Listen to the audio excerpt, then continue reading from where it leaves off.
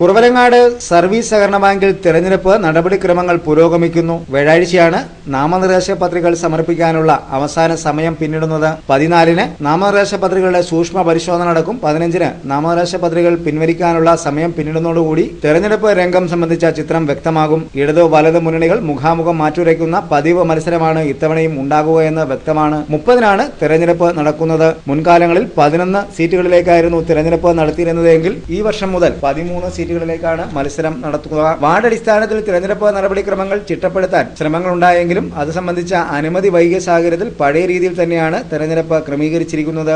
ആകെ 13 സീറ്റുകളിലേക്ക് മത്സരം നടക്കുന്നതിൽ 8 ജനറൽ സീറ്റുകളാണ് സംവരണം ചെയ്തിരിക്കുന്നത്. ഒരു സീറ്റ് പട്ടികജാതി സംവരണമാണ്.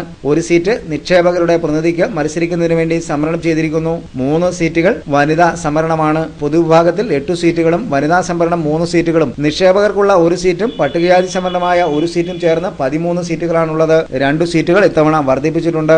11 സീറ്റുകളുണ്ടായിരിക്കെ UDF ആണ് ഭരണം നടത്തിയിരുന്നത്. 11 സീറ്റുകളിൽ 7 സീറ്റിൽ കേരള കോൺഗ്രസ് എമ്മും 4 സീറ്റിൽ കോൺഗ്രസുമാണ് സഹകരണ ബാങ്ക് ഭരണത്തിന് നേതൃത്വം നൽകിയിരുന്നത്. കേരള കോൺഗ്രസ് എം പ്രതിനിധിയും റിട്ടയർഡ് അധ്യാപകനുമായ പ്രൊഫസർ PJ സരീഖ് പൈനാപ്പള്ളി പ്രസിഡന്റായുള്ള ഭരണസമിതിയായിരുന്നു ഇപ്പോൾ ഭരണം നടത്തിക്കൊണ്ടിരുന്നത്. കോൺഗ്രസ് പ്രതിനിധി ND തോമസ് ആണ് വൈസ് പ്രസിഡന്റായി സേവനം ചെയ്തിരുന്നത്. കോൺഗ്രസ് കേരള കോൺഗ്രസ് മുന്നണിയാണ് ഇതുവരെ ബാങ്കിന്റെ ഭരണത്തിൽ ബഹുഭൂരിപക്ഷ കാലവും ഭരിച്ചിട്ടുള്ളത്. ഇത്തവണയും ഇടത് വലത് മുന്നണികൾ മുഖാമുഖം മാറ്റുരയ്ക്കുന്ന ചിത്രമാകും ഉണ്ടാകുക.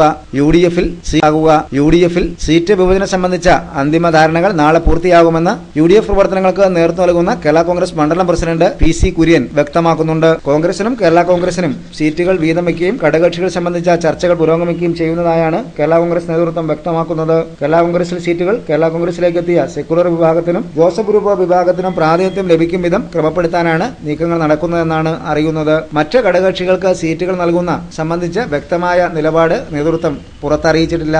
LDF-ൽ CPM നേതാക്കളായ അഡ്വക്കേറ്റ് KK ശശികുമാറോ അഡ്വക്കേറ്റ് K രവികുമാറോ നേതൃത്വം നൽകും വിധമാകും പാനൽ ക്രമീകരിക്കുക. ഘടകകക്ഷികളുമായി സീറ്റ് വിഭജനം സംബന്ധിച്ച ചർച്ചകൾ ചൊവ്വാഴ്ച പൂർത്തീകരിക്കുമെന്നാണ് KK ശശികുമാർ നൽകുന്ന വിലയിരുത്തൽ. UDF-ൽ ഇപ്പോഴത്തെ president professor PJ Sareekh Painappally നയിക്കുന്ന പാനലാവും രംഗത്ത് അവതരിപ്പിക്കുകയെന്നും UDF നേതൃത്വം പറയുന്നുണ്ട്.